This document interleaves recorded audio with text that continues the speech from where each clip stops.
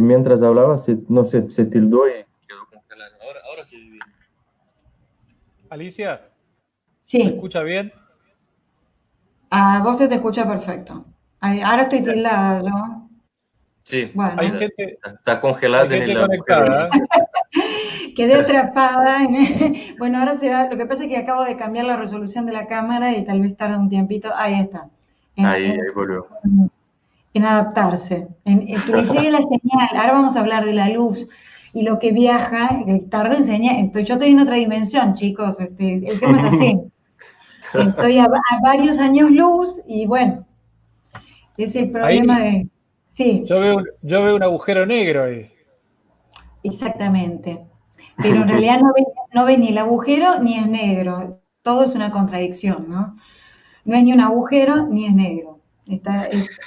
Es justamente lo contrario, Augusto. Pero Sí. bueno, vamos a explicar un poquito todo esto. Y saludamos ya a Lucas, Augusto, a la gente conectada. Los podemos nombrar.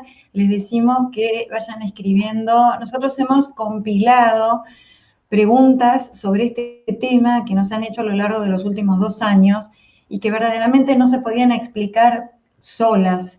Había que hacer un desarrollo para que tuvieran una cierta conexión y una cierta coherencia la respuesta. Entonces, juntamos todas esas preguntas para intentar hacer el vivo de hoy y además vamos a hacer primero una explicación, si se me permite, que relacione los fundamentos científicos luego con lo que vislumbramos desde el punto de vista espiritual. Así que podemos saludar, Lucas, Augusto, a la gente conectada. Sí, la tenemos a Silvana Lazarín, a Saúl, a Gabriela Balumeli y José Bor. Bueno, Y muchísimas algunos más que no escribieron, pero que están ahí conectados, ¿eh? seguramente. Y además, lo bueno de hacer el vivo es que la gente se olvida por ahí que había un vivo y de pronto se conectó y ve que estábamos transmitiendo. Como esto queda posteado, pueden volver a verlo como si fuera en directo. Así que esta es la ventaja de transmitir Ahí en Facebook. tenemos también un amigo de Jalisco, México, que se llama Pepe Díaz, que Muchas nos saluda. gracias. Sí, ya nos ha saludado. Un abrazo muy grande a todos ellos. Gracias por compartir el espacio. Bueno, ustedes saben que nos encontramos normalmente los miércoles por Mantra FM en Signos de este Tiempo, que ese programa se transmite también por Facebook Live. Este miércoles va a salir también por el vivo de Mantra. También se transmite en vivo por el YouTube de Mantra FM y que haremos encuentros a pedidos del público a través de Facebook.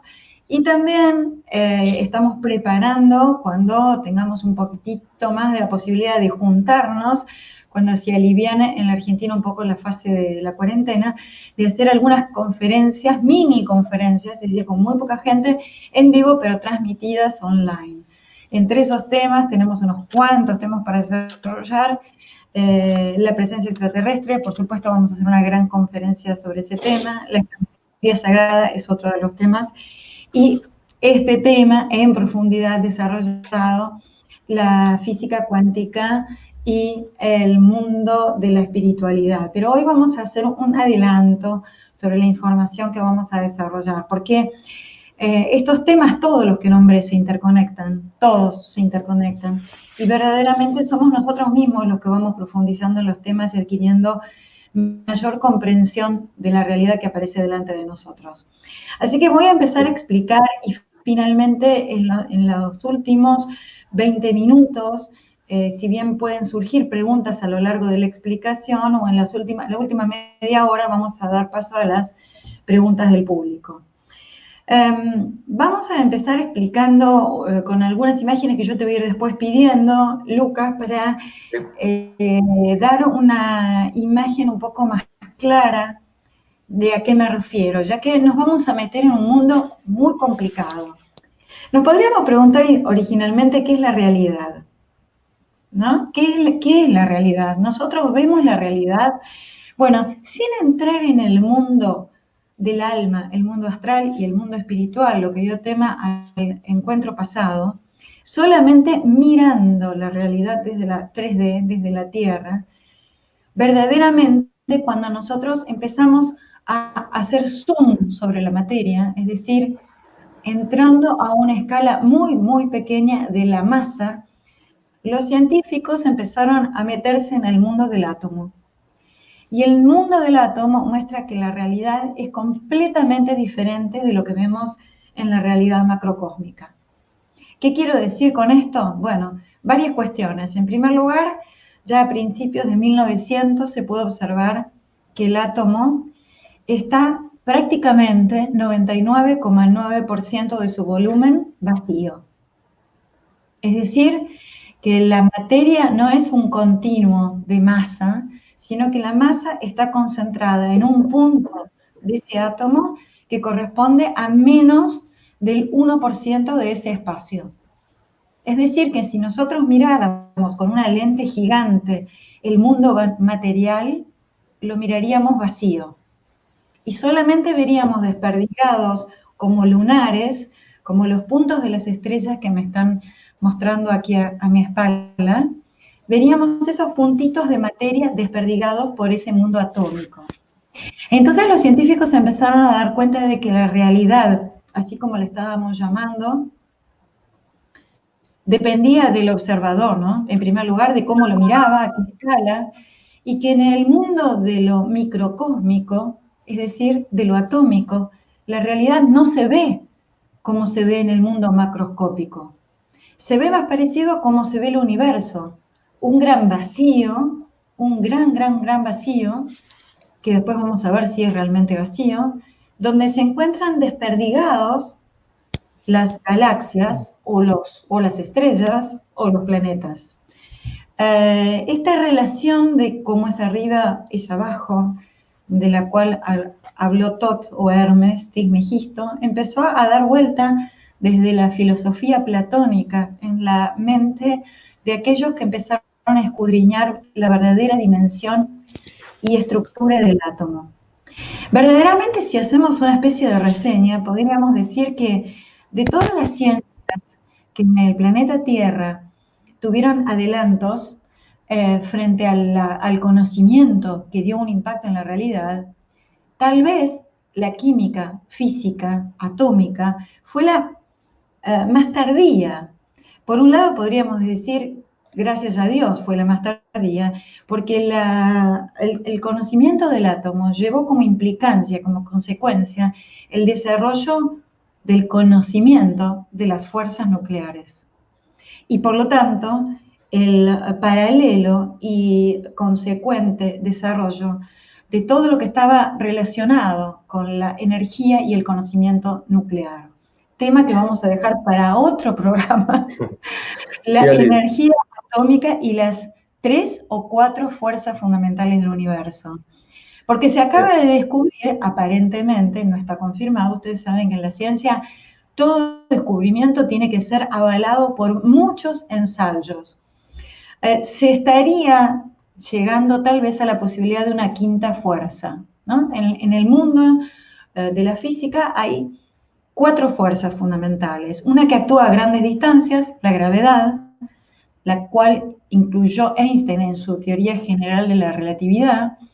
La fuerza electromagnética, que es la fuerza que atrae cargas opuestas, y adentro del átomo, y acá está el problema, en escalas pequeñas, ninguna de estas dos fuerzas actúa. Es decir, que adentro del átomo, metiéndome en una escala muy pequeña de la materia, las fuerzas que actúan en esas dimensiones ya no son ni la gravedad ni las fuerzas electromagnéticas. Adentro del átomo hay leyes diferentes que operan sobre el mundo atómico, sobre el mundo microscópico. Entonces los científicos dijeron, pero no puede ser que haya unas leyes que funcionan en un tamaño de partícula y en el tamaño más grande de la partícula funcionan otras. Finalmente descubrieron que las leyes que operan en el mundo cuántico funcionan en todo el universo y que la gravedad y el electromagnetismo, aquello que había dicho Einstein y aquello que había dicho Newton y que había dicho Einstein respectivamente, son una particularidad de lo que opera en ese mundo. Ali. Se tildó. Sí, escucho. Ahí está. No, no quiero interrumpirte, pero te voy a interrumpir solo para hacer una pregunta que es dentro de eso. Estoy mal en decir, o se entiende que es dentro de la física, del mundo científico y de los propios genios que descubrieron todo eso, hay dos mundos, ¿no? Uno que estudia las leyes del macrocosmos, de los planetas, de las estrellas, y otro científico que estudian eso, de la física cuántica, el mundo... como el microscópico, no sé Sí, si... sí y no, porque casualmente aquellas partículas que forman parte del mundo microscópico, que ahora no son nada más que protones, neutrones y electrones, sino que se encontraron que las partículas que tienen masa tienen colores, se dice así, ¿no? Es decir, existen muchos tipos de partículas. La física de las partículas es un mundo nuevo y se están encontrando cada vez más partículas. La más famosa de las últimas encontradas ha sido el bosón de Higgs, pero vamos a hablar hoy de los neutrinos, por ejemplo. Se ha encontrado que para poder investigar esto hay dos formas. O lo hago dentro de un laboratorio con un acelerador de partículas, o me voy a mirar el cosmos. Por lo tanto, los astrofísicos que han empezado a mirar las partículas que provienen de galaxias lejanas a través de radiotelescopios han colaborado en el mundo de lo pequeño. Es decir, que para descubrir una partícula muy pequeña, me puedo ir a un laboratorio o me puedo ir a mirar el cosmos. Y estos dos grandes puntos, los cosmólogos de los astrofísicos, están colaborando con los físicos de la física de partículas. Es decir, son dos cosas increíbles. Hay que salir al cosmos para encontrar lo pequeño, ¿no? Bueno, vamos a volver a la secuencia que quiero tratar de conectar. Entonces, cuando se entró al átomo y se observó que estaba prácticamente vacío y que toda su masa se concentraba en un punto que se denominó núcleo, tenemos que situarnos a principios de 1900 con dos científicos, diríamos, que fueron los que desarrollaron la idea que a mí tanto me gusta de la mecánica cuántica, de la cual yo soy prácticamente fan número uno. A pesar de que Einstein para mí es un gran genio, gran genio de la humanidad, a mí me gusta mucho el tema de la mecánica cuántica, idea con la que Einstein no estaba tan de acuerdo, ¿no? Él se dedicó verdaderamente a la física de la gravedad. Bueno, ¿en qué consiste esto? Los dos científicos a los que me refiero son Max Planck y Niels Bohr. Max Planck había empezado a estudiar la luz y habían empezado a darse cuenta de que la luz, si bien tenía un comportamiento ondulatorio, ¿sí? Como lo que nosotros estamos mirando acá atrás mío, la luz podría decirse que se manejaba en el espacio vacío en forma de paquetes, en cantidades discretas de energía. Y a esas cantidades discretas de energía se las llamó cuantos. Es decir, que la cuantización de algo, la mecánica cuántica, surge de darle valores de energía a las cosas. Esto es lo que nosotros tenemos que tener en cuenta en nuestra cabeza. Cuando alguien habla de un salto cuántico o de la cuantización de algo, está hablando de cantidades de energía. Para que lo puedan entender, yo voy a usar esta imagen, esta metáfora, que es muy clara. Si ustedes están parados frente a una escalera, la cuantización de la escalera me indica que está el escalón 1, el escalón 2, el 3, el 4 y el 5. Supongamos una escalera de 5 escalones, ¿sí? Pero no existe el escalón 1 y un medio. Simplemente si yo salto a una distancia entre el escalón 1 y el escalón 2, me caigo al escalón 1. Y si logro la energía suficiente como para alcanzar el escalón 2, quedaré en el escalón 2. Es decir, si esa escalera representara la energía de estados posibles que las partículas pueden adquirir, podríamos decir que la energía está cuantizada. Tiene valores permitidos y valores no permitidos. Niels Bohr utilizó este concepto de que la luz tendría cantidades discretas de energías y se preguntó, Si la luz tiene cantidades discretas de energía, es decir, tiene como un comportamiento que parece de partículas, ¿no será que las partículas, es decir, los átomos, tienen algo de luz? ¿No será que hay acá algo que se conecta? Y empezó a trabajar con ellos en unos experimentos famosos, intentando explicar lo que se llamaba espectros de emisión atómica, y finalmente pudo dar origen a la famosa teoría del salto cuántico, que no fue teoría, sino que se aplica hasta el día de hoy y que explica lo que vamos a mostrar ahora en la diapositiva número 1, por favor, Lucas. Niels Bohr pudo explicar los fenómenos lumínicos. Los fenómenos lumínicos provienen de los átomos.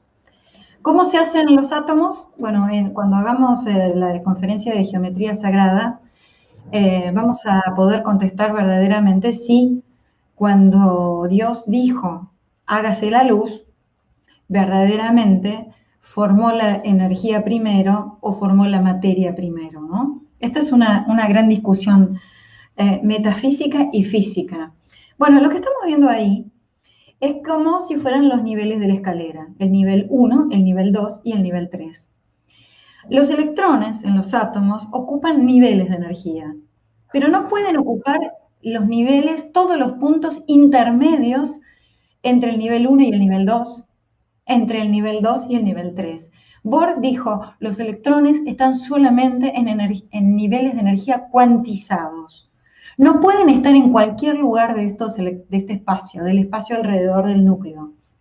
Y probó que si un electrón recibía energía externa, podía saltar a un nivel, por ejemplo, del 1 al 3, y que cuando el electrón volvía del 3 al 1, liberaba energía. Pero atención con lo que voy a decir ahora. Y esto sigue siendo una verdad científica hasta el día de hoy. Cuando el electrón de un átomo regresa del nivel 3 al nivel 1, lo hace sin pasar por todos los puntos intermedios entre 3 y 1. Instantáneamente desaparece del nivel 3 y aparece en el nivel 1. Es decir, no se comporta como una partícula de la física clásica, donde nosotros vemos que una bolita, para pasar del punto A al punto B, es decir, del nivel 3 al nivel 1, hace un movimiento de traslación, una trayectoria, ocupando todos los estados intermedios. Los estados intermedios son imposibles. Entonces Niels Bohr dijo, el electrón pasa del nivel 3 al nivel 1 de una forma que no comprendemos. Diríamos hoy, un chico nos diría, bueno, el electrón se teletransporta, porque si solamente puede estar en el nivel 3, en el escalón 3 y en el escalón 1, y cuando regresa a un escalón más corto libera energía y no pasó por el espacio intermedio, entonces quiere decir que entre el nivel 3 y el nivel 1, ¿qué hay? Bueno, estas son las respuestas que la ciencia hoy todavía no sabe responder. Hay vacío, ¿sí? Hay una red de energía, posiblemente. ¿Qué es lo que hace que el electrón pase en este salto cuántico? Es decir, salto entre niveles de energía. Del nivel 3 al nivel 1, nadie lo sabe. No se ha podido explicar la razón por la cual el electrón vuelve al nivel de menor energía y cuando lo hace, libera un fotón de luz. Ese fotón de luz es la evidencia que nos da a nosotros la señal de que el electrón regresó al nivel 1, pero realmente el electrón no lo podemos ver. Entonces, primer concepto, los saltos cuánticos nos indican que en el mundo de lo pequeño, solamente la manifestación de la materia se da en escalones de energía. No cualquier tipo de energía se puede adquirir. Y que a su vez, para pasar de un nivel a otro, luego hagamos todas las relaciones espirituales que nos surjan, para pasar de un nivel a otro hay que alcanzar un estado mínimo de energía. Es decir, no puedo pasar al nivel 2 si no alcanzo la energía del nivel 2. Es decir, si tengo 1,5, 1,75, 1,80, 1,90, no me sirve para llegar al nivel 2. Quiere decir que si todo está cuantizado en el universo, y esta es una gran discusión de los físicos, podría aparecer una partícula de un nivel de energía superior y hasta que no desciende a mi nivel de energía y emite un fotón de luz, yo no lo vería. Es decir, nosotros diríamos que alguien aparece mágicamente en mi nivel 1 de energía y que lo veo porque emitió un fotón de luz, pero siempre estuvo existiendo en ese nivel de energía 2. Bueno, esta cuantización de la energía que Niels Bohr sugirió y de los saltos cuánticos, ¿cómo se relaciona con el mundo de la conciencia? Y acá vamos a explicar la segunda parte, ¿sí? Ahora sacamos esta imagen y voy a explicar la verdadera naturaleza del átomo.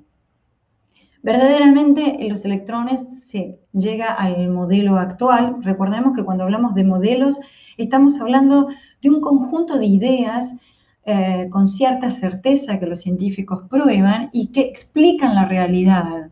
Pero no se habla de una ley fundamental, de una fórmula matemática. El modelo actual sugiere que nosotros tenemos electrones en ciertos niveles de energía, pero se trató de desentrañar verdaderamente qué era el electrón. ¿El electrón era una partícula o era una onda? El electrón de Bohr se teletransportaba y emitía luz, pero como una bolita de masa, ya que el electrón tiene una masa, puede emitir energía. Ya a esta altura de los acontecimientos, los científicos se habían empezado a dar cuenta de que la masa es una expresión de la energía. De hecho, hoy para medir una partícula nueva, un neutrino, por ejemplo, no se la pesa, se mide la energía, porque la energía es una idea de la masa. Pero esto la vamos a dejar para otro vivo o para una conferencia de explicar algo de la teoría de la relatividad general.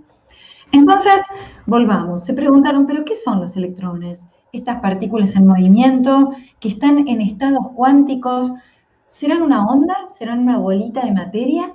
¿Cómo hacemos para darnos cuenta qué es? Y bueno, aparecieron unos cuantos científicos, de Broglie, Schrödinger, que establecieron que el electrón tenía un comportamiento dual.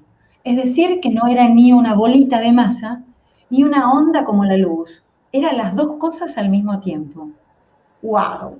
Y ahí se nos explotó el cerebro, porque dijeron, ¿cómo algo puede ser blanco y negro a la vez? ¿Cómo algo puede ser derecho e izquierdo? ¿Cómo algo puede estar arriba y abajo? ¿Cómo algo puede ser dos cosas? En el mundo de lo microscópico, en el mundo de lo atómico, el electrón no era ni una bolita ni una onda. Era como, para que ustedes puedan entender, era la ola de mar completa. Entonces, si el electrón es la ola del mar completa, ¿está en varios lugares al mismo tiempo? Sí, porque es toda la ola. Entonces los científicos empezaron a escribir, algunos genios, la matemática que describía el comportamiento de esta partícula en el espacio. Lo hizo Schrödinger con lo que se llamó una función de onda. La función de onda describiría cómo se mueve toda esa onda, o mejor dicho, cómo oscila esa cuerda. Si nosotros tomamos una soga y la atamos en la punta, vamos a tener, y la hacemos oscilar, lo que vamos a tener es una onda estacionaria. Bueno, la matemática moderna que describe al átomo describe la oscilación de esa onda, como si fuera una cuerda, y las probabilidades de poder encontrar al electrón en las crestas y en los valles de esa onda. Pero como todas las probabilidades tienen un valor positivo, en ninguna es cero, entonces yo tengo las probabilidades de encontrar el electrón en todos los puntos de esa onda. Bueno, hasta el día de hoy, la mecánica cuántica y el modelo atómico moderno expresa que el electrón, es decir, en el mundo de lo pequeño, el átomo que tiene electrones, está formado en el 99% de ese espacio, es decir, de los átomos que forman nuestro cuerpo, todo lo que tiene materia, el 99% de lo que está formando ese vacío son ondas partículas. Es decir, no son partículas, no son ondas partículas. Y se hizo el experimento para poder desentrañar y corroborar esta dualidad onda-partícula que verdaderamente lleva a los científicos a decir no entendemos nada. A partir de aquí todo es posible, que es el famoso experimento de la doble rendija. Y dijeron, bueno, vamos a hacer esto. Vamos a poner la imagen 1, por favor, Lucas. ¿La de la doble rendija o la anterior? La imagen 2 sería la imagen número 2. Sí. Bueno, dijeron, bueno, vamos a ver si realmente el electrón se comporta como onda o como partícula. Hagamos una prueba. Primero enfoquemos con un rayo de luz, ¿sí? Vamos a imaginarnos que estamos a la derecha, la onda azul. Enfoquemos con un rayo de luz y hagamos pasar esa luz por un agujero, por una rendija. Bueno, la luz se disemina en el espacio formando ondas, esa especie de patrón circular, como si ustedes tiraran una piedra en el agua. Esa onda va avanzando hasta que, si llegara nuevamente a una segunda pared, donde yo tuviera dos agujeros, es decir, dos rendijas, cuando yo pusiera detrás de esas dos rendijas una pantalla, una imagen para poder ver dónde impactan las ondas de luz en el fondo del aparato, vería que las ondas de luz producen lo que se llama un patrón de interferencias, es decir, las crestas y los valles de las ondas a veces se anulan entre sí, se interfieren. Por lo tanto, yo tendría no toda la pantalla iluminada, sino que tendría iluminada solamente la pantalla en las zonas donde vemos las líneas azules. Eso se llama patrón de interferencias. Tendría máximos y mínimos. Este es el comportamiento que tiene la luz. ¿Cuál es el comportamiento que tienen las partículas? Las partículas, las bolitas, ¿sí? Tienen comportamiento de bolitas. Si yo tuviera una pistola que disparara bolitas, me voy ahora a la imagen que está a la izquierda, y las bolitas rojas atravesaran el orificio, es decir, una sola rendija, obviamente, esas bolitas podrían tener algún pequeño ángulo de incidencia sobre la segunda pared.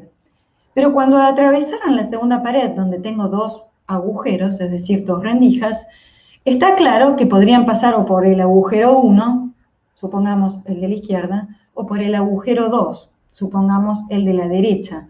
Por lo tanto, si yo mirara una vez que atravesaran las dos rendijas en la pared posterior de este experimento, encontraría, vamos a decir, marcas rojas en los lugares donde impactarán las bolitas. Y esas dos líneas estarían exactamente detrás de donde están las rendijas, lo cual sería lógico de esperar, porque las bolitas seguirían una trayectoria aproximadamente lineal con algún cierto ángulo de desplazamiento según el ancho de la rendija, justo detrás de las rendijas. Entonces los científicos se preguntaron, pero si ahora en vez de disparar bolitas y en vez de disparar luz, disparo electrones, es decir, el componente del átomo, ¿qué obtendría? ¿Obtendría lo que está a la derecha o obtendría lo que está a la izquierda? Ya que son ondas partículas, empezaron las discusiones y empezaron a decir, bueno, vamos a hacer una cosa, para no interferir, empecemos a tirar los electrones de a uno y vamos a ver qué comportamiento tienen, a ver si se comportan como una cosa o como la otra. Y vamos a pasar a la imagen 3 para explicar el famoso experimento de la doble rendija de Young. Para que lo busco acá. Bueno, recordemos entonces, si ilumino con luz, la luz cuando pasa por dos rendijas forma un patrón de interferencia. Cuando tiro bolitas, las bolitas cuando pasa por una doble rendija tienen dos marcas justo detrás de las dos rendijas.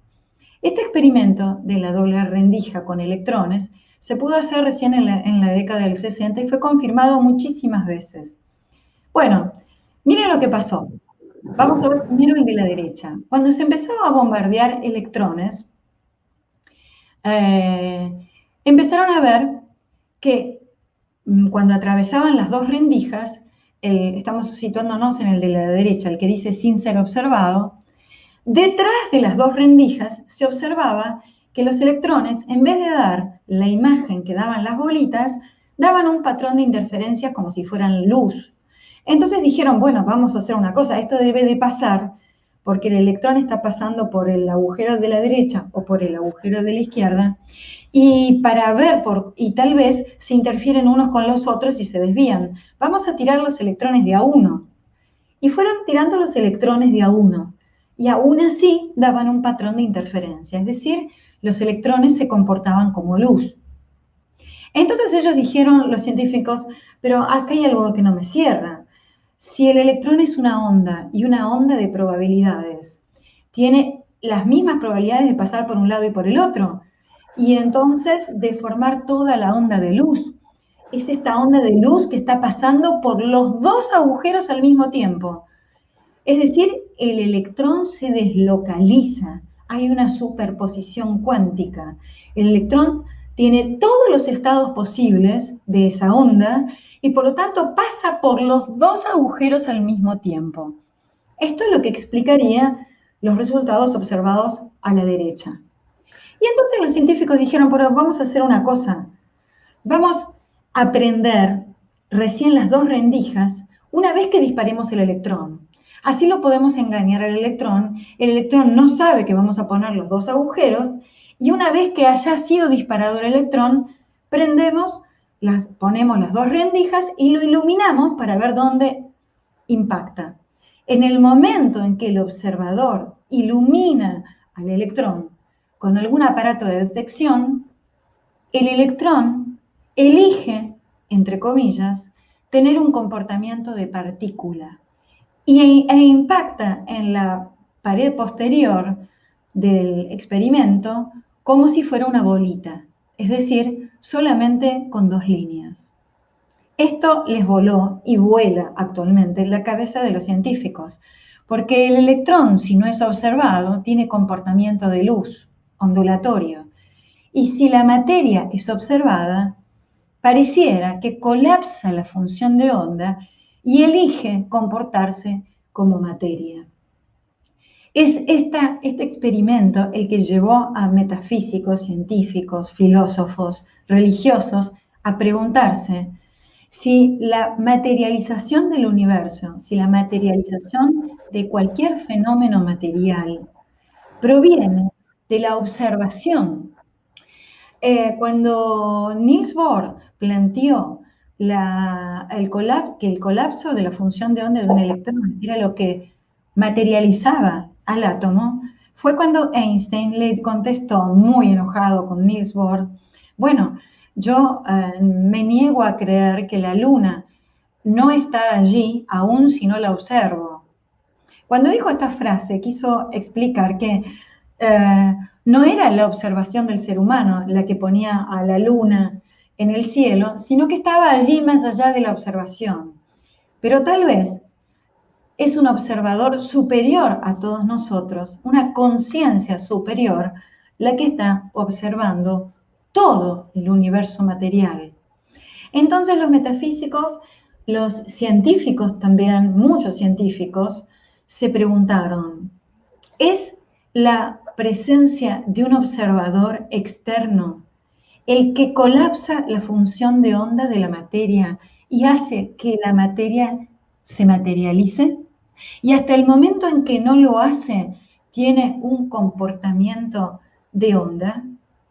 Entonces, a muchas personas y a muchos científicos y a muchos teólogos les llevó el análisis de la física de partículas y de la mecánica cuántica a la reflexión de que la conciencia del ser humano, obrando en el plano cuántico, podía influenciar en la realidad, ya que todas las posibilidades, el libre albedrío, podríamos decir, el libre albedrío del átomo, implicarían que todas las posibilidades son posibles, pero que es una conciencia el hecho de observar la materia, el hecho de iluminarla, y luego nos podríamos preguntar qué relación hay entre ver y mirar, ¿no? Ver es una cosa y mirar es otra. El ser humano mira la realidad, pero la ve realmente cuando la ve por dentro, cuando la mira desde aquí. Entonces, es la visión de la conciencia en el vacío cuántico del ser humano, es decir, en el vacío atómico, la que concreta la realidad. En base a esta deformación de ideas, es que muchas corrientes, vamos a decir, de la New Age, han intentado explicar erróneamente de que vos te podés crear tu realidad, mutar la realidad 100% solamente con pensarla. Tendríamos que ser más concretos para explicar que no es la meditación simple y común la que puede alterar la realidad, sino que tiene que estar influenciada por otro factor que tendríamos que dejar para otra oportunidad, que tiene que ver con la más fuerte y poderosa energía o pulso de luz que hace que el electrón de esa realidad cuántica salte de un nivel a otro, y esa energía se llama amor.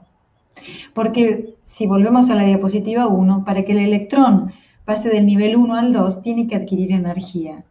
Y esa energía se proviene del momento en el cual nosotros amamos. Entonces, bueno, y son todas estas cosas mezcladas las que permitieron a muchas corrientes intentar explicar que la mecánica cuántica, es decir, los estados cuantizados de energía posibles que el mundo atómico permitía para explicar lo más pequeño de la materia, tal vez, como decía Hermes Trismegisto, como es arriba es abajo, como es adentro es afuera, tal vez explicara el funcionamiento completo de lo que el mundo y las leyes intentan descifrar del mecanismo con el que Dios, quien es nada menos que el gran vacío cuántico inteligente, aquello que mora dentro del átomo y aquello que mora en el espacio interestelar, desarrolló para la creación del mundo manifestado. Bueno, no sé si los apabullé, seguramente que sí. Este tema es fascinante e implica muchas preguntas y muy pocas certezas, tantas que cuando a los que intentan adentrarse en la ciencia de estas cosas, tanto desde la relatividad hasta la mecánica cuántica, muchas personas intentan hacerlo desde el mundo científico y se dan cuenta de que cuanto más saben, menos conocen verdaderamente. Y más preguntas se hacen hoy para intentar mezclar esto con el mundo espiritual.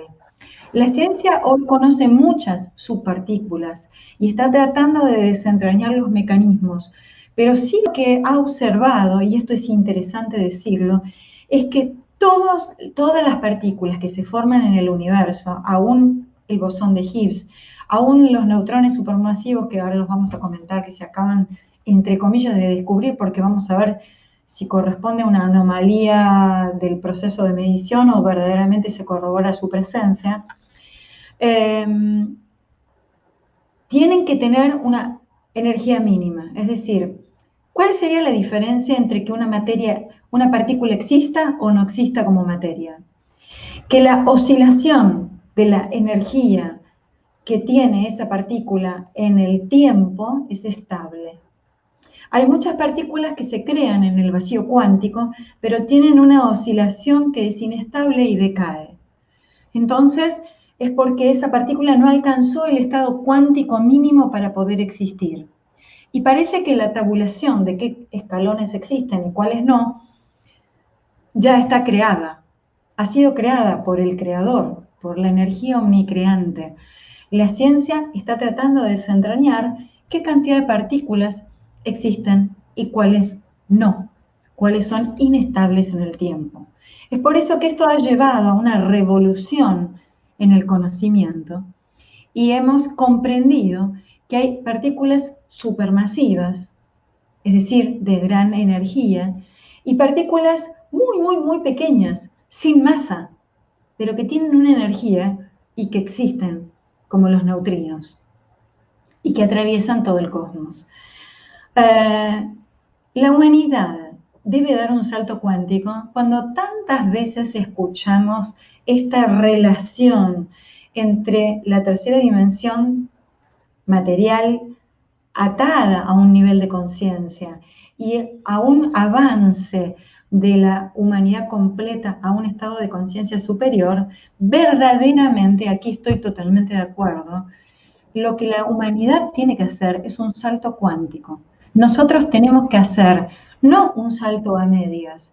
Lo que nosotros vamos a vivir para pasar al pararnos en el borde del escalón de la cuarta dimensión es un salto cuántico.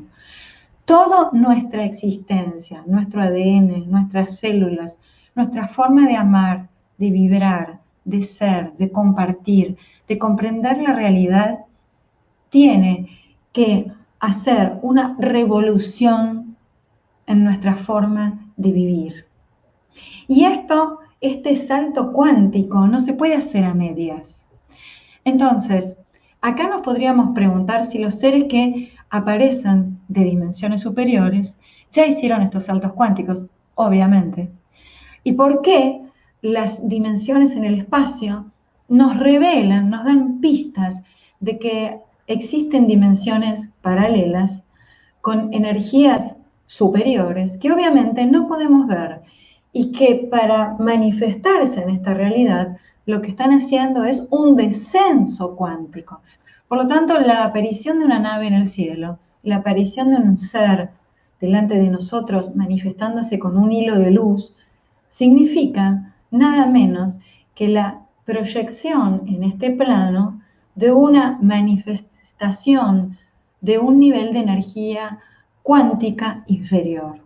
Nosotros no lo vemos porque obramos en un mismo escalón, pero la realidad de la materia diminuta nos muestra que los saltos cuánticos, que son instantáneos en el cosmos, vos sabés que se ha intentado calcular a qué velocidad salta un electrón entre un nivel energético y entre un nivel energético y otro dentro de un átomo. ¿Saben cuánto da ese número? Según lo que se ha podido calcular. Da 10 a la menos 18 segundos, un attosegundo. ¿Entienden? 10 a la menos 18 segundos. Un 0 con 18 ceros, es decir, la trillonésima parte de un segundo. Podríamos decir que se teletransporta, porque si nosotros pudiéramos desarrollar esa velocidad para mover algo en el espacio, sin duda diríamos se teletransporta. Esa es la velocidad a la cual se produce el salto cuántico en los átomos. Increíble, ¿no? Bueno, vamos a ir a algunas preguntas y a escuchar al público. Yo sé que da para muchas dudas. Por supuesto que las dudas son maravillosas, porque si nos quedamos con muchas ganas de aprender, de saber, de reflexionar, de lo infinito que es nuestro estado de conciencia y nuestra materialidad, nos empezaremos a dar cuenta de que la ciencia ha empezado a arañar la profundidad del cosmos y del ser humano, ¿sí? Bien, los escucho. Sí, Ali, hay un montón de preguntas acá. A ver si arranco por la de Mirta Mazzola. Dice, ¿sería que contactar con la partícula divina y esa energía sería la energía divina? Creo que no se entendió bien. Si ella puede volver a escribir de nuevo. Acá Sí, tenemos a Gabriel. Yo entiendo Es la que cuando pregunta. Alicia estaba explicando, ella explicaba la partícula divina que tenemos adentro de nosotros. Sí, yo le entiendo la pregunta. El contexto lo que interpreto, con humilde interpretación. Mirta, bueno, voy a intentar ser cauta con la expresión, pero para que se entienda, esto es una reflexión personal, ¿sí? No lo ha divulgado la ciencia, no se basa en una enseñanza de Giorgio Giovanni, sino que tal vez podamos decir que es la conjunción de todo lo que yo he aprendido con Giorgio, con la sabiduría que nos ha dejado Eugenio y con mi tránsito por este planeta. En el vacío cuántico del cosmos, donde hay una red espacio-tiempo que se replega, casualmente si ustedes miran, y esto lo había dejado para otra conferencia o para otro encuentro, pero se lo voy a explicar ahora a Mirta. En el vacío cuántico, si ustedes miran el dibujo de un puente de Einstein-Rosen, es decir, de un portal dimensional que conecta dos papeles, dos dimensiones, es como un embudo, ¿sí? Es como si fuera un embudo. Casualmente, ustedes saben que las casualidades no existen. Si ustedes miran el dibujo que representa el toroide de energía del campo magnético que está alrededor del ser humano, también, si vemos la entrada de energía a través de la coronilla que pasa por el centro de la médula espinal y sale por debajo, ese campo energético también forma un toroide. En el centro de un remolino, ¿qué hay? Lo explicamos en una conferencia de la Tierra Hueca, ¿no? Hay vacío. El centro de un túnel, de un sumidero, tiene vacío. El centro de ese toroide, el centro del vacío cuántico, está vacío. Por lo tanto, si a mí me preguntaran dónde alojarme para conectarme con el vacío cuántico inteligente que representa a Dios, es decir, la energía omnicreante, yo me situaría siguiendo la línea del toroide, en el centro del toroide energético, y me pararía en el corazón. Cuando hiciera eso, no tengo la menor duda, y le repito, esto es una expresión puramente personal, no tengo la menor duda que allí encontraría la partícula divina o chispa de Dios. Bueno, seguimos con las preguntas. Ah, exactamente, me gustó esa imagen, ahí está Lucas. Sí, justo la estaba buscando. A eso me refiero, a la sincronicidad del toroide energético del ser humano, también llamado Merkaba, al toroide que genera el corazón y el vacío cuántico que hay en la proyección y en la unificación de los dos. No sé si Augusto tiene preguntas ahí que la había. Voy a agregar una frase nada más, Augusto. Creo que ese es el lugar para crear una nueva realidad, en ese punto de nuestra conciencia. Sí, Augusto.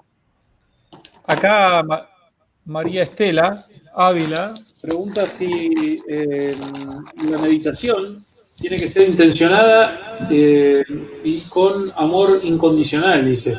Y si, por ejemplo, podría funcionar individualmente o habría que hacerlo en grupo. Bueno, también le voy a responder personalmente, no soy una experta en esto, pero sí le voy a decir lo que yo intuyo por lo que he analizado.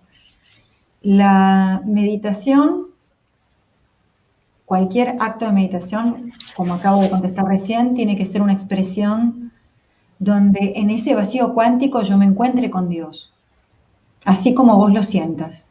Por lo tanto, tiene que estar inmersa, bañada de ese pulso energético que se llama amor.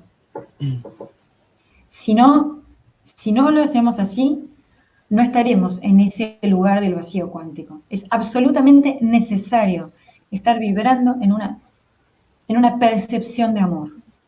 ¿Amor por qué? ¿Por quién? ¿Por qué cosas? Amor por pertenecer a esta red energética infinita. Había una de las preguntas que teníamos anotadas que alguien nos había hecho, que la podemos contestar ahora, que era la pregunta 7, si estamos formados... bueno, decía si éramos parte del todo, ¿no? Después voy a hablar del entrelazamiento cuántico. Si éramos parte del todo, ¿cómo sentirnos parte? Yo creo que lo que hay que sentir es que somos parte del todo. ¿Por qué somos parte del todo? Porque como tenemos 3 cuerpos, uno físico, otro astral y otro espiritual, es ese cuerpo espiritual, energético, el que es parte de esa energía del vacío cuántico. Es decir, que nosotros tenemos una parte, aquí donde estamos sentados, que está siendo conectada al todo, aunque no tengamos conciencia. Y esa parte conectada al todo, que justamente es inmutable, imperecedera, es eterna, que es el espíritu, es esa energía a la que se conecta esa red. Entonces, ¿cómo lo podemos hacer solos o en grupo? Si lo hacemos solos, también lo hacemos en grupo, porque ninguna persona, ninguna entidad inteligente, individual en el universo está aislada. Ninguna. Porque somos parte de esa red energética cuántica. Ahora, y esta es la diferencia. Ni cuando estamos solos, pero para activar más potencialmente ese campo energético, esa mercaba, ese vacío cuántico, esa onda de luz, ese pulso energético, si somos muchos vibrando en conjunto con un mismo objetivo, y eso se llama amor incondicional, entonces el pulso de luz es más fuerte. Y la deformación que se genera en el espacio-tiempo, esto lo han dicho los científicos, cuanto más fuerte es el pulso, más el impacto en la red del espacio-tiempo. Yo creo, esta es una opinión personal, cuanto uno está en grupo con un alto nivel de amor, entonces la deformación del espacio-tiempo, es decir, la concreción en la materialidad es mayor. Lo que estamos mirando acá atrás, lo que yo tengo aquí, sería el pulso de radiación gamma que emite un agujero negro, ¿sí? Miren ese chorro de luz, no se puede ver a simple vista. Este chorro de luz tiene que ver con la emisión de rayos gamma que emite un agujero negro. Algo por lo cual Stephen Hawking se tuvo que retractar, ¿no? Es decir, que aún los cuerpos más densos del universo, que tienen el mayor poder gravitacional del universo, liberan una energía muy alta que se llama luz. Cuando ese pulso es muy alto, de hecho se observó que cada 26.000 años el centro galáctico, Sagitario A, más o menos 26.000, 25.000 y pico de años, cada 26.000 años, nuestro centro galáctico en la Vía Láctea emite un pulso de luz ultravioleta, es decir, más que el ultravioleta, que son rayos gamma. Ese pulso de luz impacta positivamente o, digámoslo, impacta activando el aceleramiento cuántico dimensional de toda la materia manifestada, de toda la conciencia manifestada. Tal vez ese pulso de luz que empezó desde el 2012 en adelante nos esté empujando para crear nuevas realidades y para acompañar este proceso de ascensión del planeta que va a ser materializado, concretado, diría yo, impuesto por fuerza, orden y poder en el momento que el creador del universo, aquel que está personificado por el Santo Espíritu, uno de ellos en el planeta Tierra, solo Él, Jesucristo, vuelve a hacer su manifestación en este planeta. Entonces, repetición de la respuesta o síntesis de la respuesta. Meditar sí, con amor sobre todo lo creado, nunca estamos solos, siempre estamos conectados con la entidad inteligente que ocupa el vacío cuántico que se llama Dios. Y si nos ponemos un propósito en común, entonces nuestro pulso de luz será más fuerte. Sí. Lucas, Sí. si vos querés, hacé las preguntas que vos tenés, porque acá hay algunas en el chat, pero a ver, por ejemplo, acá dice que Pepe Díaz, por ejemplo, nos dice que ahí en la casa tiene como unos portales energéticos, o parecería como focos tonales, que yo no sé lo que es eso, pero bueno, debe ser algo parecido, y parecería como que si uno se para ahí, entraría en una especie de vacío cósmico, dice él, y dice, ¿cómo tenemos que ver estos puntos, ¿no? En la Tierra? Porque se supone que no hay solamente uno, hay miles de estos. Así es. Bueno, justamente el último programa hablamos de portales dimensionales. Fíjense que si yo estoy haciendo un paralelismo entre el toroide humano y el del corazón, si llevamos esa imagen de líneas de campo magnético al planeta Tierra, el toroide del campo energético que rodea la Tierra entra y sale por los polos. Así que el primer lugar, sin duda, donde hay una alteración espacio-tiempo donde podemos encontrar un vacío cuántico, entre comillas, serían los polos, que son puertas dimensionales. Y como explicamos también en el programa, el planeta Tierra tiene muchos lugares donde se crean alteraciones espacio-tiempo, porque las manifestaciones de entidades que han venido de otros niveles cuánticos y que han venido a esta realidad manifestada con una altísima energía, producieron por su sola presencia la alteración del espacio-tiempo y dejaron impregnada en esa red una deformación permanente. Entonces, ¿puede ser que alguien en el fondo de la casa tenga un mini portal o un foco tonal? Sí, claro, porque puede haberse sucedido la manifestación de la presencia de la Virgen, de algunos ángeles, de una nave que pasó por allí e iluminó con un rayo de luz.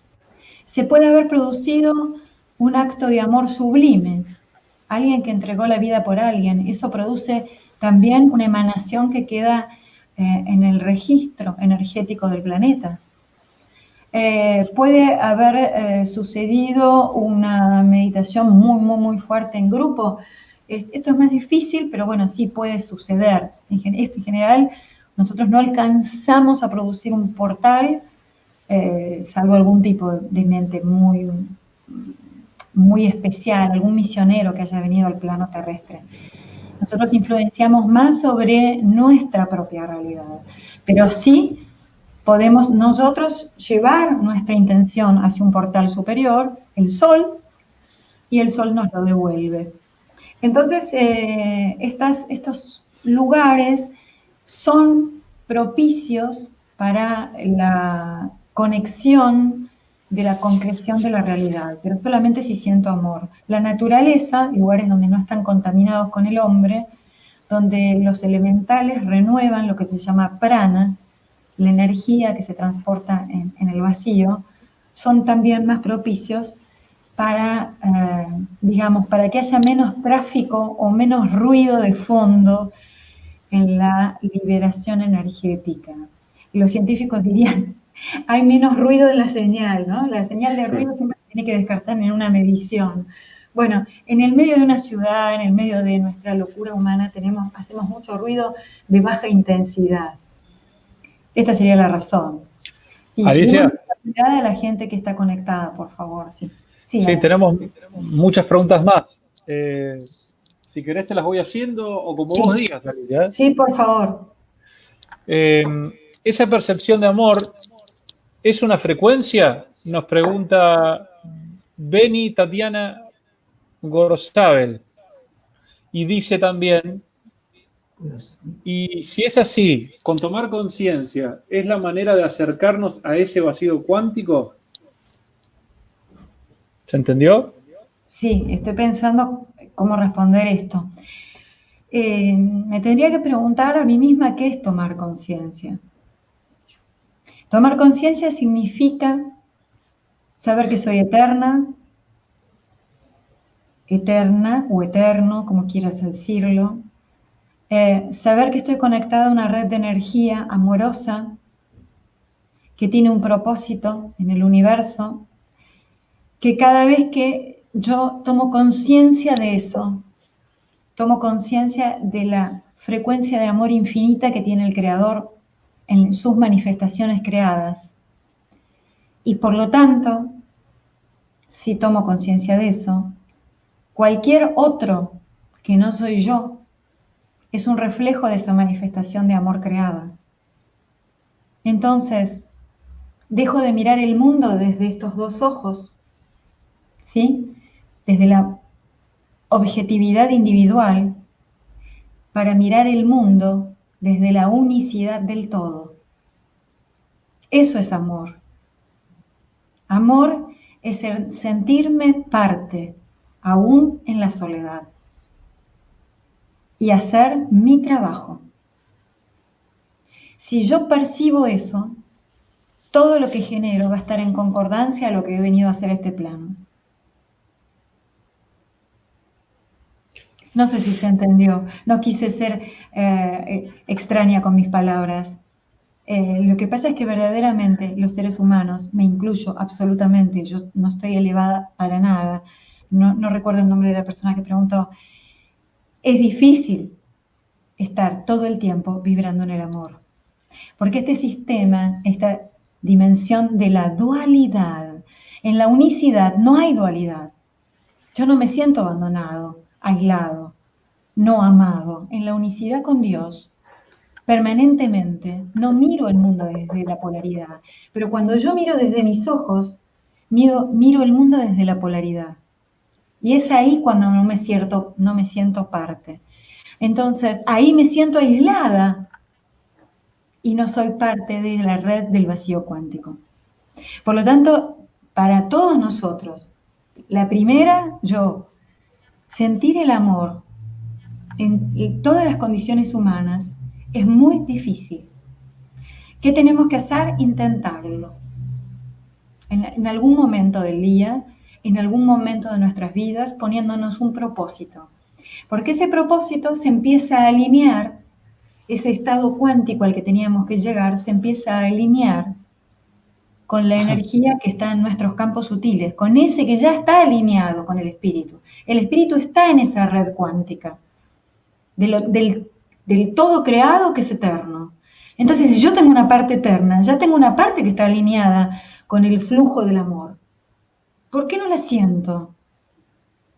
¿Por qué? Porque la miro desde la polaridad de esta dimensión. Y el gran pasaje, que no es New Age, esto sí no es New Age, el gran pasaje de esta dimensión es aprender a amar el todo, a pesar de que tenga que señalar dónde está el mal. Porque la polaridad creó la trampa de decir que si yo señalaba dónde estaba el mal en este plano, me hacía parte de las bajas frecuencias y en no comprender lo que era el amor. Esta es una gran trampa que se estableció en el New Age o en algunas culturas del New Age. ¿Por qué ahora todos salieron a meditar y hay comunicaciones gratuitas por todos lados y la gente está tratando de alcanzar el conocimiento, de mirar hacia adentro?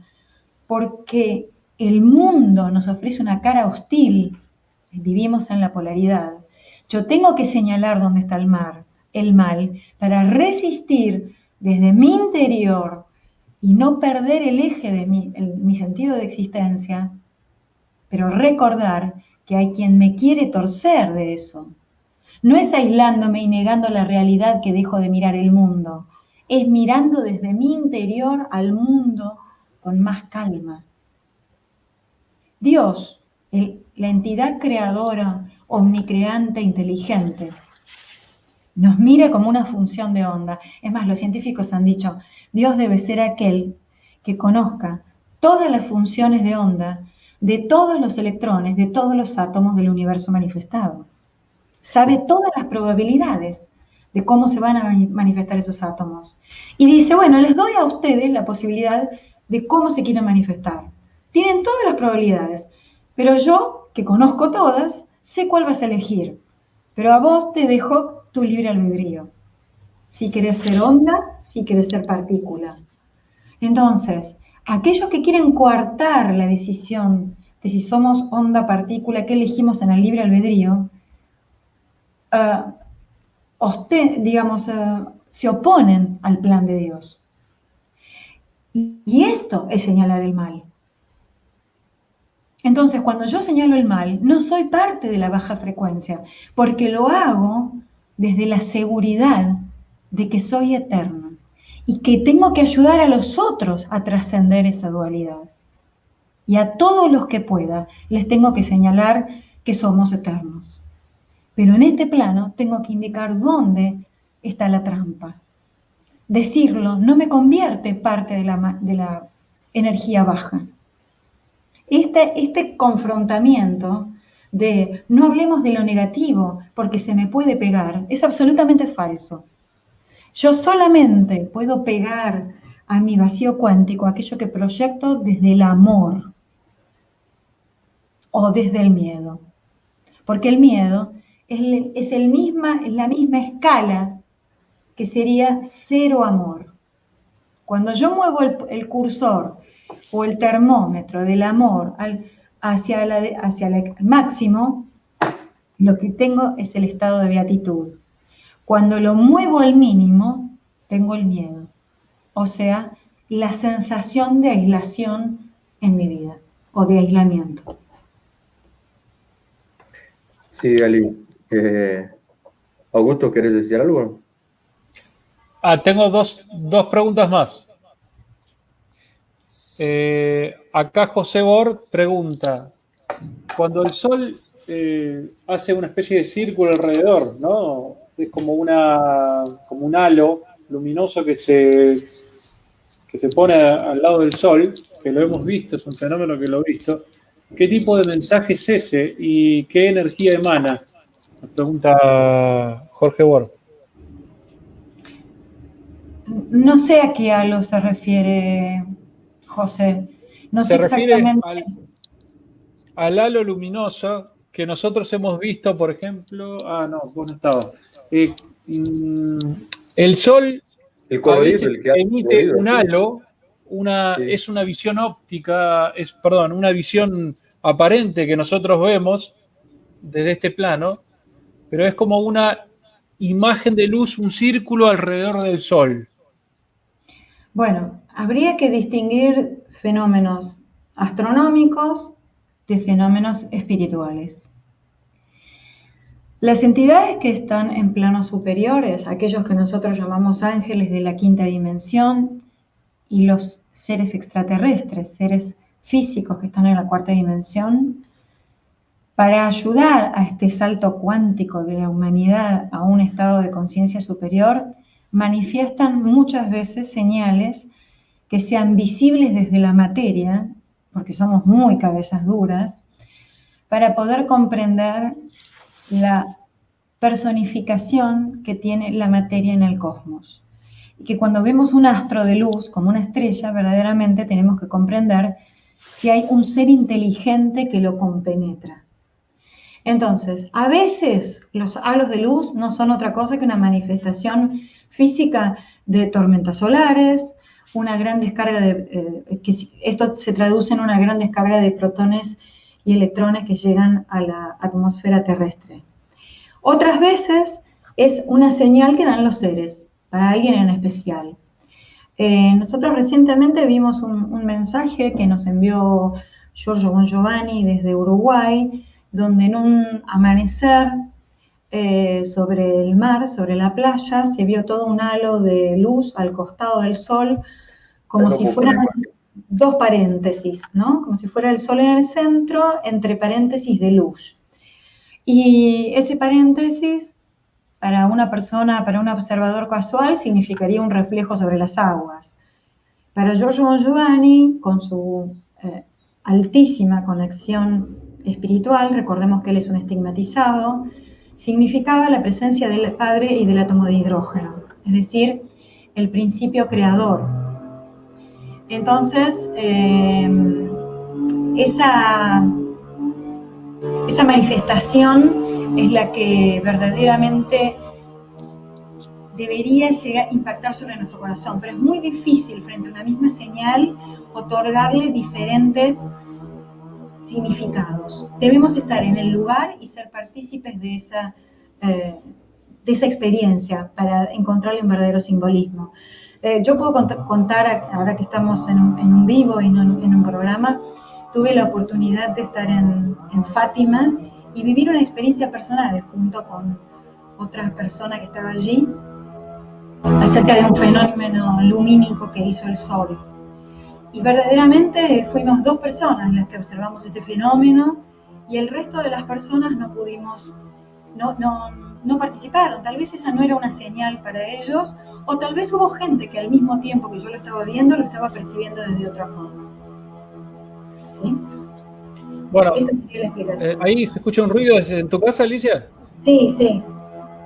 Están cortando parecería que están cortando un tronco. Estamos avisando. Alicia, Lucas, ¿vos tenés alguna pregunta más? Sí, yo tengo preguntas, no sé si cuánto tenemos de tiempo, pero para seguir hablando sobre lo que estaba hablando Alicia anteriormente. Yo Y sí, quería sí, contestarle acá a Gabriela Balumeli, que dice que, en resumen, todos somos uno y ver al otro como Jesús sería, ¿no? El resumen de ella. En realidad, en partes es cierto, porque nosotros somos una emanación de Dios, con lo cual, a la larga, volvemos al Padre. Somos como una partícula divina que hace todo su camino. La gran diferencia entre los hombres dioses, como Jesús de Nazaret, y tantos otros maestros cósmicos, es que ellos tienen mucha más conciencia que nosotros. Nosotros somos seres en evolución. Es como compararlo con un animal, ¿no? Con un perro. Un perro no tiene la conciencia de que es un perro, de quién es. O sea, no puede decir yo soy tal. Nosotros los seres humanos, a medida que vamos evolucionando, vamos adquiriendo cada vez más conciencia y cada vez vamos pasando de dimensión. Cuando llegamos a la séptima dimensión, nos transformamos en padres creadores. Entonces, resumiendo es, sí, nosotros somos parte de ese uno, somos una chispa del Espíritu Santo. Pero ver al otro como Jesús, yo no, por ejemplo, no podría ver a un delincuente como Jesús, eso es ilógico, ¿no? Pero sí tenemos que, según mi criterio, eh, actuar como Jesús. ¿Cómo haría Jesús en un caso así? ¿Cómo vería Jesús en distintas situaciones de la vida a las otras personas, ¿no? Eso pienso que sí, que debería ser así. Y luego, Alicia, si querés, pasamos a las preguntas de Lucas, que ya creo que las tenía ahí preparadas, que eran de oyentes que habían tenido alguna duda.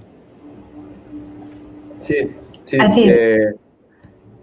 Acá tengo la pregunta, vos ya hablaste más o menos un poco de eso, pero parece que hay un poco de ruido, ahí volvieron.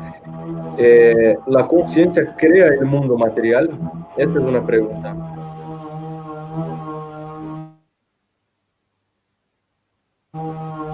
Bueno, esta fue la pregunta que los científicos, voy a acercar el micrófono así se escucha mejor. Esta fue la pregunta que los científicos dijeron acerca de si la conciencia era realmente el observador cósmico que fue el acelerador o el desencadenante del mundo material.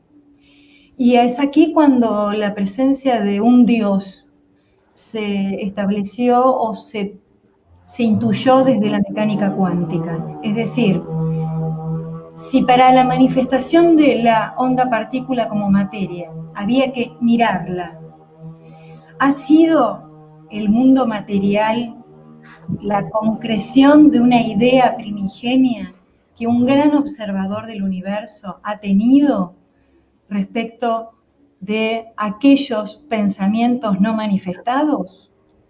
Entonces la misma ciencia se ha puesto a analizar si sobre el mundo manifestado, ahora, esa dualidad onda-partícula estaría acercándonos casi inexorablemente a la gran conciencia cósmica que ha decidido en ese pensamiento observar una realidad material. Entonces, la ciencia ha llegado, tal vez por el camino más difícil y más incómodo, a deducir la probable existencia de un Dios, de una conciencia superior que esté mirando todo y todos. Esta ha sido la respuesta. Por eso es que muchos físicos cuánticos, y esto no es trivial, y nombro a quien a mí me parece el que está a la cabeza en todo esto, Michio Kaku, a quien recomiendo lean sus libros, se ha acercado a las conferencias y congresos de ufología, lo cual le ha valido a él una gran crítica desde el mundo de la ciencia ortodoxa. Se ha acercado a hablar de espiritualidad relacionándolo con la física cuántica. Recordemos también que lo íbamos a nombrar con un descubrimiento que ahora justamente se ha comentado, una partícula que se está hallando ahora. Recordémoslo también a Ettore Majorana, aquel del cual Enrico Fermi dijo que había 3 clases de científicos en el mundo. Los científicos geniales, que otorgaban cosas muy buenas a la humanidad, aquellos superlativos que hacían un cambio en la historia, y después estaban aquellos que eran como Galileo o como Newton, y que según él, Majorana estaba en ese escalón. Recordemos que Majorana desapareció misteriosamente, finalmente nosotros sabemos a través del contacto de Eugenio Siragusa, Majorana fue llevado voluntariamente a El Dorado, al mundo intraterreno dimensional, donde muchos seres, tanto provenientes del cosmos como humanos de altísima conciencia, están preparando la civilización para una nueva humanidad. Majorana fue nada menos que el podríamos decir, descubridor, el que postuló la presencia de un tipo de neutrino, ¿sí? Un neutrino que era igual a su antipartícula, que justamente hoy está siendo analizado por unas partículas que se encontraron en un globo meteorológico del experimento famoso llamado ANITA, y esos neutrinos supermasivos están postulando, la ciencia no sabe realmente si es así, podrían ser los famosos neutrinos de Majorana, y tal vez esos neutrinos, se dice, están proveniendo del centro de la Tierra. Los científicos están desconcertados. Hay un científico argentino trabajando en Boston acerca de esto, y los próximos años tendremos la respuesta si esto fue un error de las mediciones o estamos frente a las puertas de un nuevo descubrimiento. Es decir, ¿cómo puede ser que esta partícula esté proveniendo del centro terrestre? Algo que nosotros comentamos como una posibilidad en las conferencias de la Tierra Hueca, ¿se acuerdan? Sí, vamos a la segunda. Sí, esa es la pregunta que yo estaba muy curioso también en hacerla.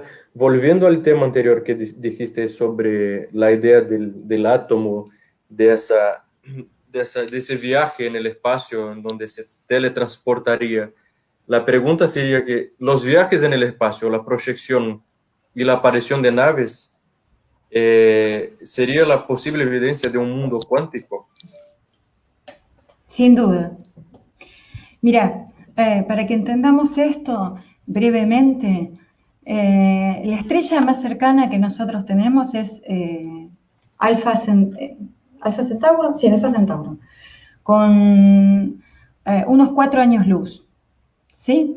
Quiere decir que viajando a la velocidad de la luz, 300.000 kilómetros por segundo, nosotros tardaríamos 4 años y pico en llegar a la estrella más cercana que tenemos adentro de esta galaxia. Si para llegar a Marte se calcula que las misiones, bueno, una sonda, las sondas no tripuladas, que han alcanzado velocidades variables, ¿no? Porque depende obviamente en qué zona del vacío están y si se están acercando gravitacionalmente a algún planeta, lo cual les da un impulso de aceleración, tienen una velocidad promedio entre 60.000 y 70.000 kilómetros por hora. Viajando a esa velocidad, un viaje a Marte se tarda entre 6 meses y 1 año en llegar. La sonda que está llegando a Plutón fue lanzada hace en el 2016, o sea, hace unos 4 años.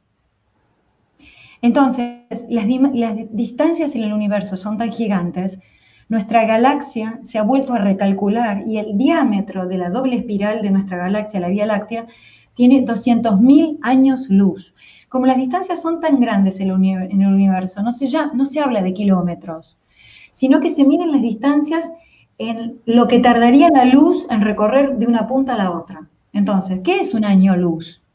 Si yo prendo una lámpara ahora y la dejo prendida 1 año, la distancia que recorrió durante 1 año se llama un año luz. Bueno, para que tengan una idea, en 1 año la luz recorre 9,5 trillones de kilómetros. Lo repito.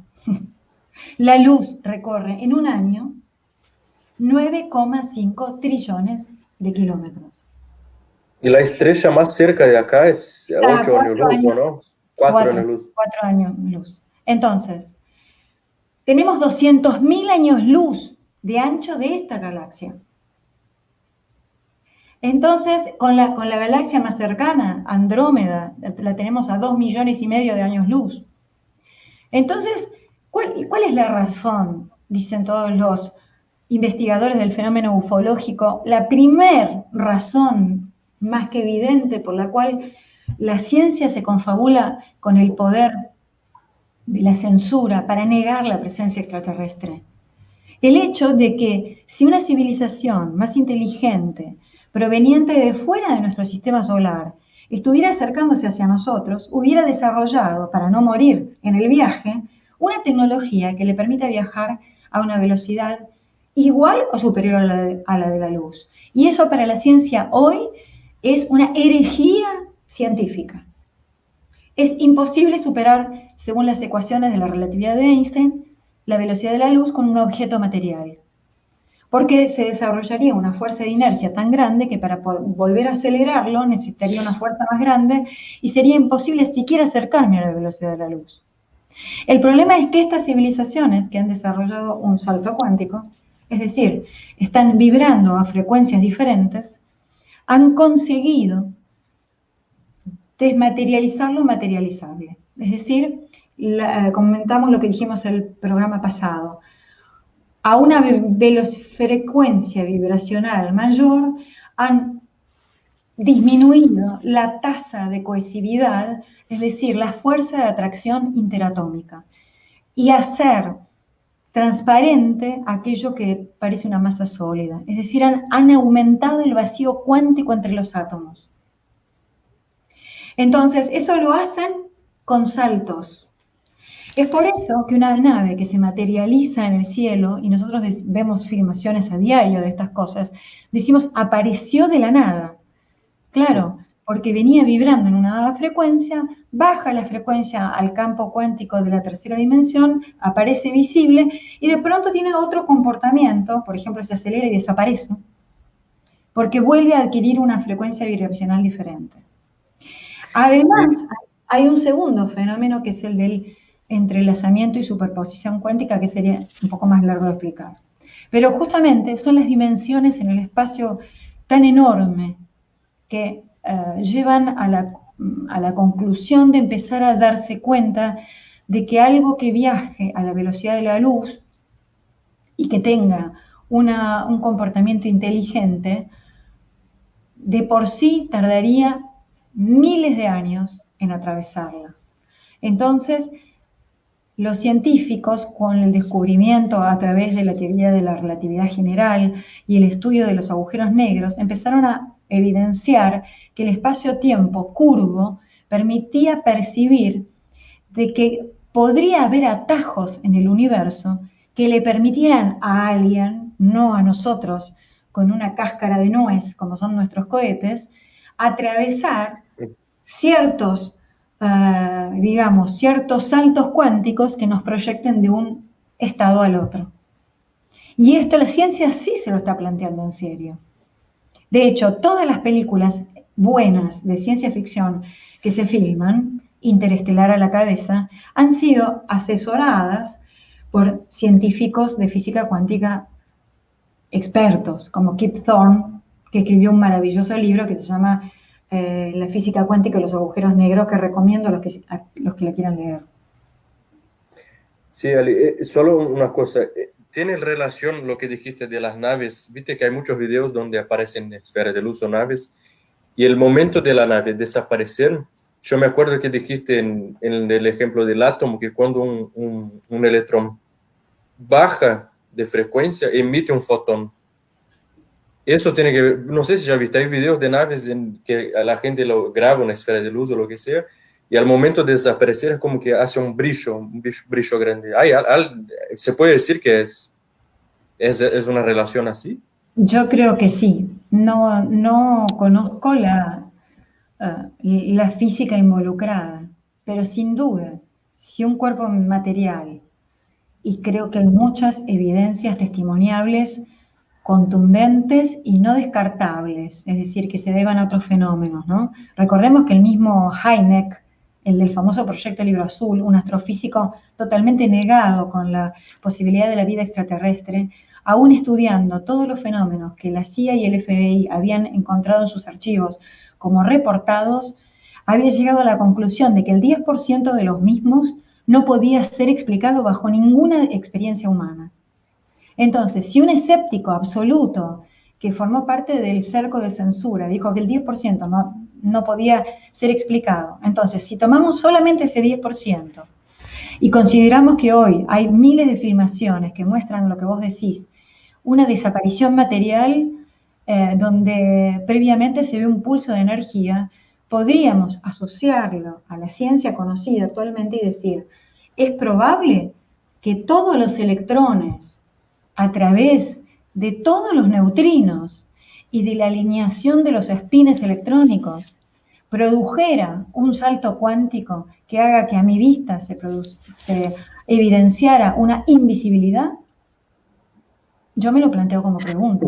Creo que tal vez algún ser de luz algún día nos lo explique, ¿no?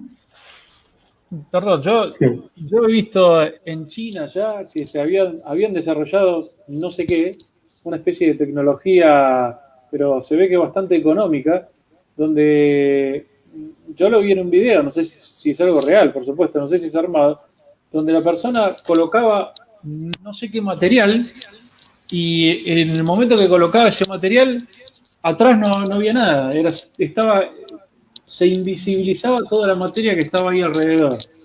Con lo cual, sí, yo lo vi, pero no lo han desarrollado alguna... Hola. Yo todavía no lo considero serio ese. Lo que sí puedo decir es que ensayos de teletransportación se han hecho y se han teletransportado fotones. Para explicar esto tengo que decir lo siguiente. Las partículas cuánticas suelen estar entrelazadas. Es decir, cuando nos acercamos al mundo atómico, los electrones no se encuentran solos, se encuentran generalmente de a dos.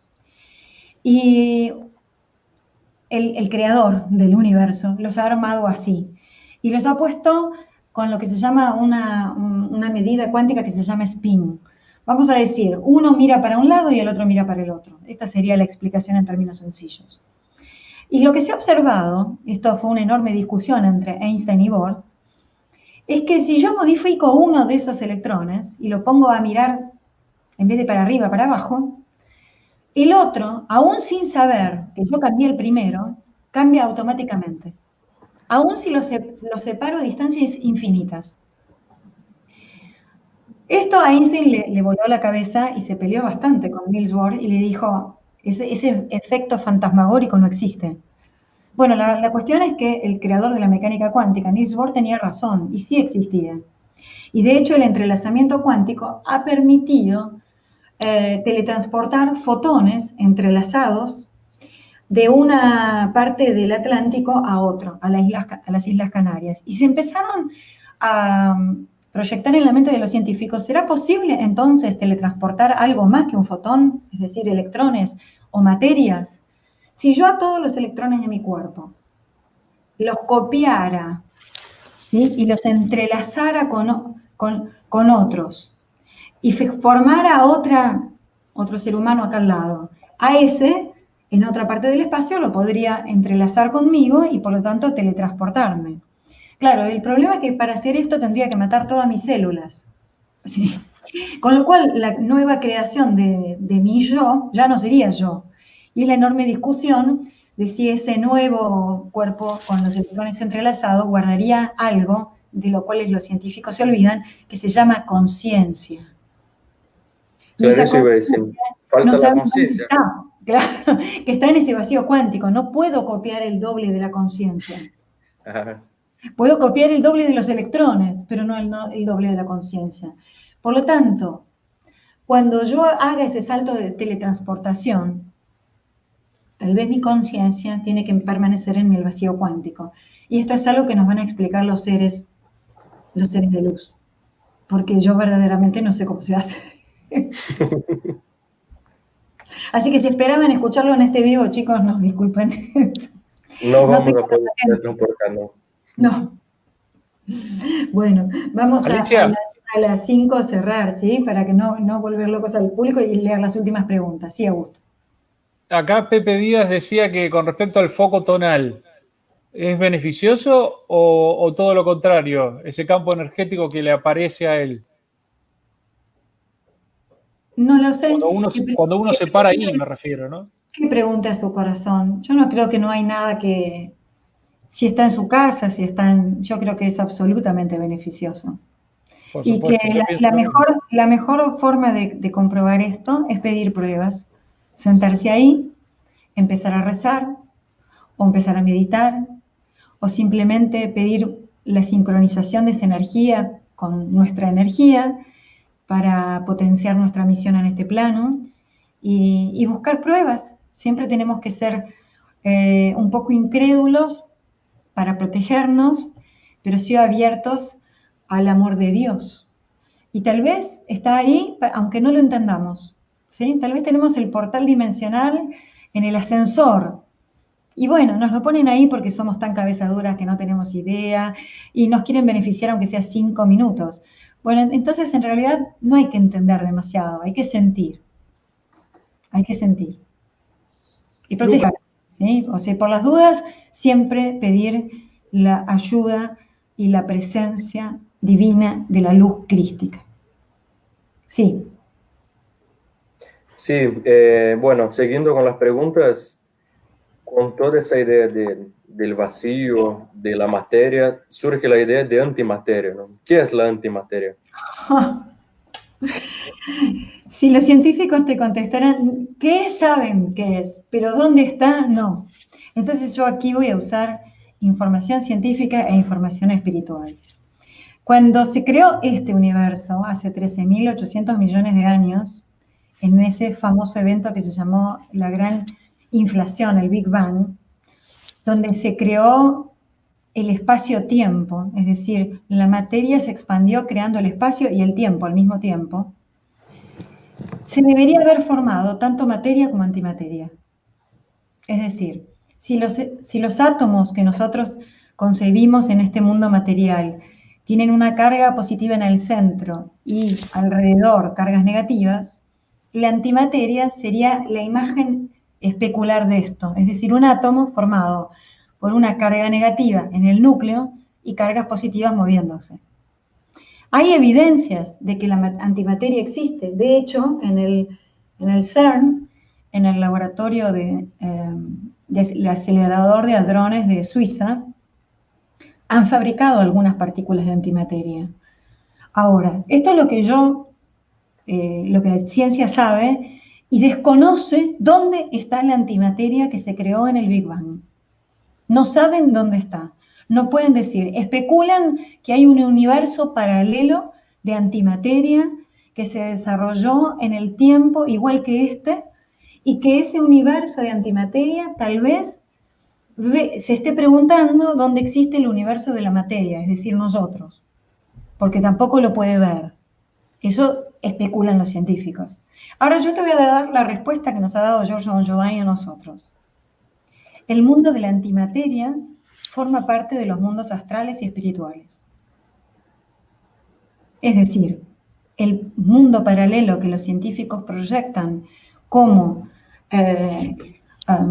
digamos, un espacio-tiempo diferente que no se conecta con este, verdaderamente es parte de las dimensiones sutiles, aquellas que no podemos ver. La tercera dimensión espiritual a la que vamos cuando desencarnamos, la cuarta dimensión astral, etc. Es decir, que si Giorgio Giovanni no nos hubiera contestado, estaríamos solamente con la paradoja de los científicos.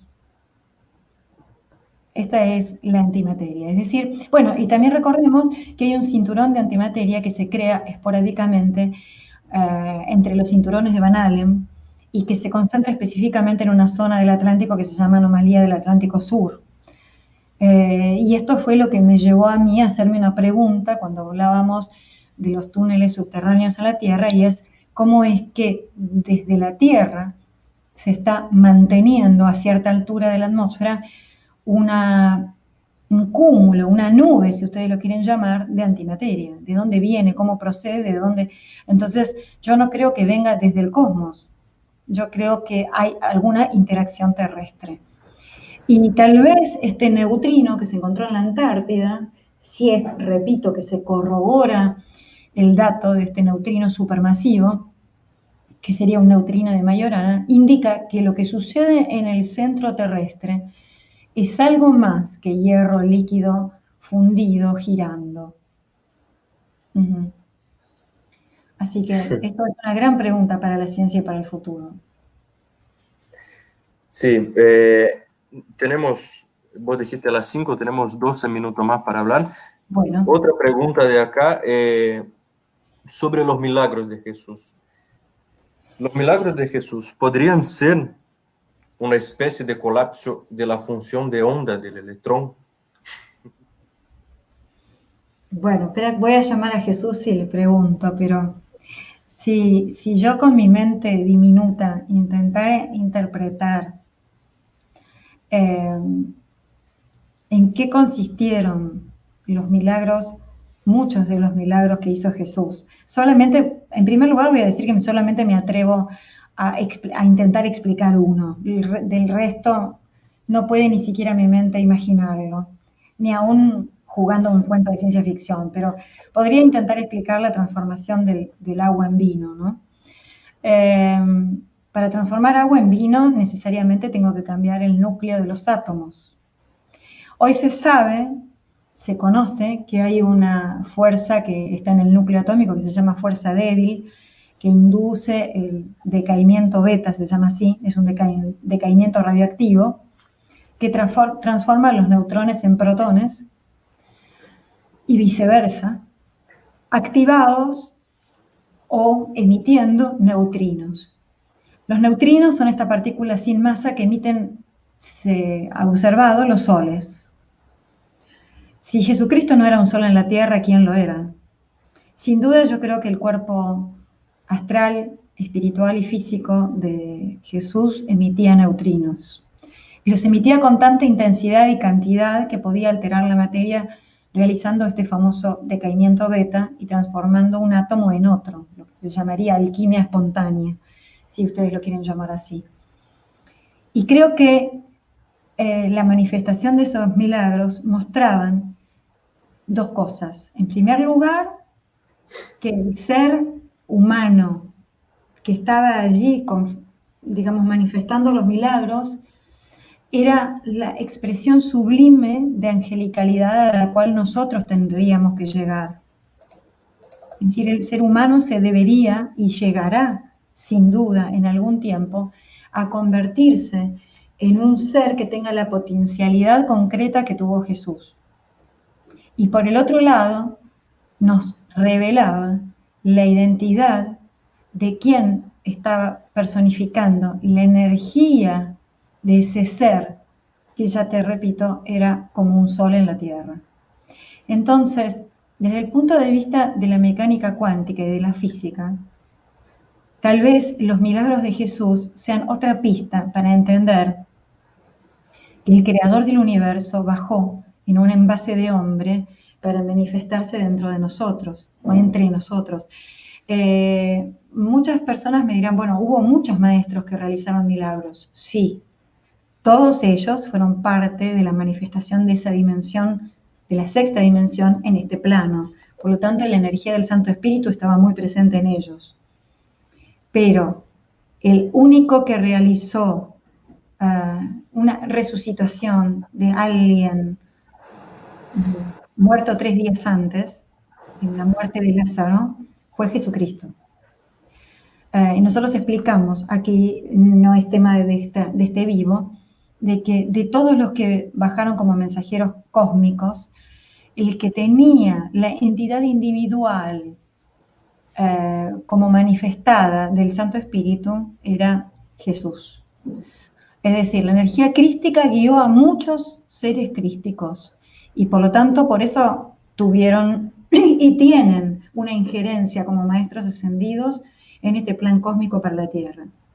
Pero aquel donde el universo entero se posó dentro de un envase de tercera dimensión, realizando el salto cuántico más tremendo de la historia de las civilizaciones, fue Jesús. porque pasó de la séptima dimensión a la tercera. Imagínense el amor que debe haber tenido para meterse dentro de ese envase. Eso es un salto cuántico, ¿eh? Eso se llama amor. Sí, a ver. La otra pregunta también relacionada a eso es si pudo haber sido la transfiguración de Jesucristo una modificación del estado de sus átomos. Sin duda, exactamente. Frente a su conciencia, que podía manejar seguramente el spin electrónico, la fuerza que todavía no conocemos, la que posiblemente quinta fuerza, que tiene que ver con los neutrinos como intermediarios, etc. Sin duda la transfiguración de Jesús, es decir, la manifestación de su cuerpo físico, algo que no podían ni siquiera entender sus amigos, es decir, Juan, Pedro y Santiago, reveló su identidad solar y a su vez mostró la capacidad que tiene la materia de interconvertirse en aquello que Einstein dedujo a principios del siglo pasado, en 1905 y en 1915, de que la masa es una forma de energía y que esta comprensión es cada vez más manejable para la conciencia inteligente cuando se adquiere una evolución espiritual, cuando se hace un salto espiritual de conciencia. Porque es muy peligroso para los mundos habitados poder tener la apertura, la maniobrabilidad, la capacidad de hacer estos saltos energéticos cuando todavía no se sabe amar. Y es por eso que la Atlántida desapareció, porque se había logrado ya la capacidad de la antimateria, de la teletransportación, pero terminó sucumbiendo a muy bajos apetitos humanos, celos, envidias, pasiones desencontradas, y terminó sucumbiendo. Es decir, la Atlántida podía llevar a la extinción humana completa, haciendo volar el planeta. Entonces se prefirió que se terminara como civilización y darle una nueva posibilidad al ser humano para ver si alcanzábamos la conciencia mínima para el salto cuántico de la cuarta dimensión. Perfecto. Augusto, ¿iba a decir algo? No. Ah. Sí, quedó una pregunta más. Se congeló Alicia, ahora está ahí. Una pregunta más, pero creo que ya contestaste, porque acá dice, si estamos formados por luz y el entrelazamiento cuántico que nos hace parte de un todo, es decir, Dios podría permitir a futuro la teletransportación. Creo que ya estuviste hablando hace un rato de... Sí, lo hablamos hace un rato. Lo que deberíamos interpretar, y viene bien para cerrar el vivo, es recordar que este envase material, cuando lo empiezo a ver desde tamaños muy pequeños, tiene otra mecánica, otra forma otras leyes, otra forma de manifestarse. Entonces, en realidad, lo que nosotros vemos en el mundo macroscópico es la sombra de nuestro mundo microscópico. Y lo que vemos en el universo con las estrellas es la sombra de un mundo espiritual. Así como nosotros somos la imagen distorsionada, vista desde lejos de una realidad cuántica, donde el átomo verdaderamente está vacío, donde no es una materia, sino es una onda luz que está desubicada, o sea, deslocalizada y en todas partes al mismo tiempo. Y nosotros somos un reflejo macrocósmico de eso. También el universo, con su infinita cantidad de estrellas, con sus dimensiones, con sus galaxias, con su luz que viaja a una velocidad temporal, es el reflejo de una realidad mucho más profunda, que se llama dimensiones superiores, Dios, energía creante, que me muestra a mí una pequeña parte de lo que está oculto. Por eso, la frase, dijo Giorgio Giovanni, tal vez más importante, cuando le preguntó a Jesús, Giorgio le preguntó a Jesús, ¿cuál es la frase más importante del Evangelio? ¿Cuál es la que tengo que decirle a la gente? Que es la frase más importante. Y yo me quedé pasmada cuando escuché la respuesta, porque verdaderamente no lo hubiera podido adivinar, como dirían los chicos. Y Jesús le dijo a Giorgio, la frase más importante de todo el Evangelio es: el reino de los cielos está dentro de ti. Creo que esa frase, con todo el tema que hemos tocado hoy, nos vuelve a recordar que en ese vacío cósmico que nos muestra la realidad, que nos conecta con Dios, nos hace la parte del todo, nos hace una parte no polar, que no toma partido, sino que vive y trasciende eternamente, con amor, la realidad que me toca vivir en este plano, intentando hacer que todos recuerden que son esa parte, señalando el mal, luchando por la justicia de este plano, intentando hacerle entender a la gente que la luz significa esa reconexión y que el Cristo nos va a dar un semblante de esa realidad a la fuerza cuando haga su segunda manifestación en este plano. Y por eso este tiempo anterior de incertidumbre, de enfermedad física, de desasosiego, de miedo, no tiene que servir sino para reconectarnos con esa realidad interior, con que el reino de los cielos está dentro nuestro. Y con esto, porque no me puede salir algo más lindo, nos vamos a despedir agradeciéndoles a todas las personas que tienen el amor, las intenciones generosas de acompañarnos, de hacer más bello nuestro tránsito en este mundo, de compartir la misión que tenemos de divulgar lo poco que hemos entendido de la realidad, de difundir la obra de Giorgio Mongiovanni, un estigmatizado que en este mundo está intentando luchar contra la resistencia que se niega a reconectarnos. Y a todos aquellos que desde otros ámbitos espirituales, religiosos, ateos, escépticos, están contribuyendo a esta gran red de luz energética que nos hace ser parte de un todo. No somos diferentes, todos los que obramos para el bien, somos lo mismo, porque nuestros espíritus están todos conectados. Gracias a todos los que se conectaron, Lucas, a vos por hacer siempre este esfuerzo de transmisión. Augusto, muchas gracias por tu esfuerzo constante. Este miércoles vamos a hacer un vivo, seguramente hablando de los sistemas binarios en el cosmos, algo de la nueva dimensión. Vamos a ver si tratamos ese tema. Y en 20 días aproximadamente vamos a volver a hacer un vivo, lo anunciaremos aquí en Facebook. También lo dejamos subido para quienes entraron más tarde.